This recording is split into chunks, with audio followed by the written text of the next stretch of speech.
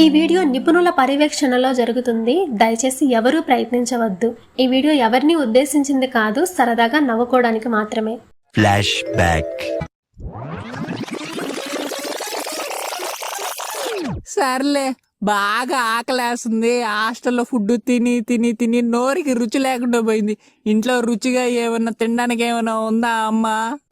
5 నిమిషాలు ఆగురా, నేను కొత్తగా కనిపెట్టిన జింగిడి జింగానియా వండి తీసుకొస్తానే.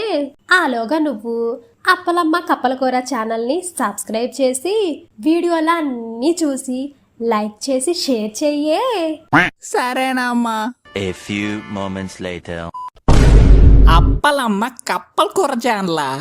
పేరే దరిద్రంగా ఉంది. ఇంకా వీడియోస్ ఎలా ఉంటాయో. హాయ్ అండి, దండాలు. నేనండి మీ అప్పలమ్మని. అందరు ఎట్టున్నారు? బాగుండ్రా? ఓడమ్మని బడవా, ఇదేంద్ర పక్క నెల్లూరు స్లాంగ్ లో మాట్లాడుతుందా? మన అప్పలమ్మ కప్పలకూర ఛానల్ కి స్వాగతం, సుస్వాగతం. ఇవాళ నేను చేసిన వంట వచ్చేసి జింగిడి జింగానియా.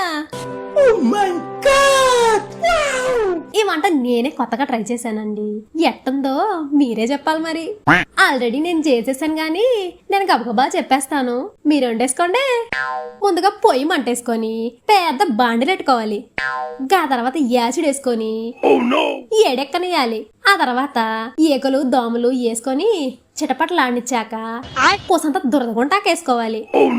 అదేగాక ఒక సందూర్ సోప్ తీసుకొని కసకస కోసి వేసేసుకోవాలి. అందులోనే 4 పట్ల కార్తీక్ షాంపూ వేసుకోవాలి.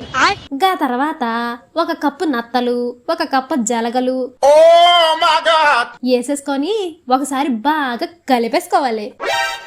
అదేగేలోగా మా ఇంటి చుట్టూ ఒక పాము తిరుగుతుందండి. దానిని ఎత్తిన ఒక్కటేసా, దెబ్బకి సచ్చింది.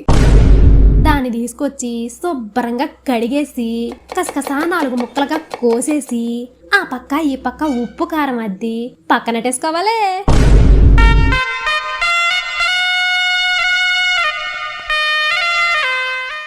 గా తర్వాత మన దొడ్లో ఉంటాయే మేకలు, గాటి పేగులు తీసి బాండిలో వేసేసుకోవాలి.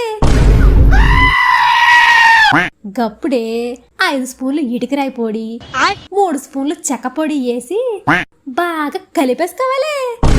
అందులోనే పిడికిడి కాకి బుజ్జ కూడా వేసుకోవాలా. గా తర్వాత 1 కప్ పెట్టుకొచ్చి అది కూడా వేసేసుకోవాలా. అయిపోయింది నాకు కథం. మా ఇంట్లో 4 ఎలుకలు తిరుగుతున్నాయండి. గాటిని లటక్కన పట్టుకొచ్చి పుట్టుకున్న బాండిల్లో వేసేసుకోవాలి.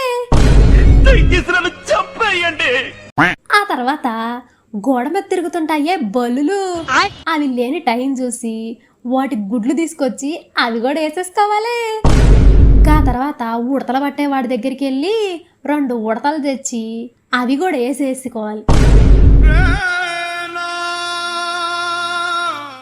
గిందాక పాములు కట్ చేసి పెట్టుకున్నావే, గవి కూడా వేసి ఒకసారి బాగా కలిపేసుకోవాలి. ఇంకేముంది, కొంచెం కోతి రక్తం, కోసంత పురుగుల మందు పోసి బాగా ఉడకెట్టేసుకోవాలి. ఇంకా చివరిగా ఏముంది, కోసాన్ని బొద్దింకలు, బొచ్చు పురుగులు, గన్నేరు పప్పు, పచ్చిగడ్డి వేసి బాగా గార్నిష్ చేసేసుకోవాలి. గంతే, మన జింగిడి జింగానియా అయిపోయా. ఈ వంటని అందరూ ట్రై చేసి నాతో కామెంట్ బాక్స్ లో చెప్పడం మర్చిపోకండి. మీ జీవితంలో అస్సలు మర్చిపోలేరు నా వంటని. మళ్ళీ మళ్ళీ చేసుకొని మరీ తింటారు సుమా. అట్టనే పోతా పోతా ఒక లైక్, ఒక షేరు చేసేయండి మరి. మా ఛానల్ ఎవరికి నచ్చకుండా ఉండదు, అందరూ సబ్స్క్రైబ్ చేసేసుకోండి మరి. అన్నయ్య, జింగిడి జింగానియా రెడీ అయిపోయిందిరా. A few moments later. చుక్కలోకెక్కినాడు చక్కనోడు, ఎప్పటికీ ఎవ్వరికి చిక్కనోడు.